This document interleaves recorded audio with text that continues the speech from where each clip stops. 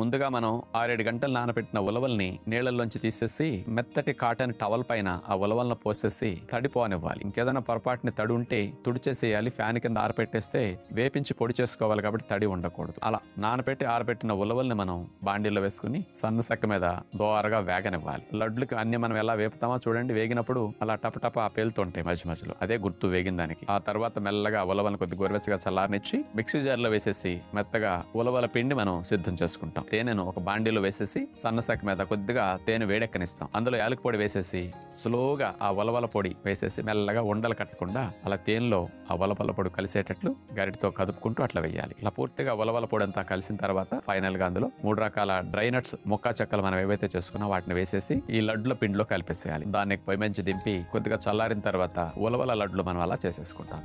నిమ్మకాయ సైజు ఉండలు మనం అట్లా చేసుకుంటే బాగుంటుంది.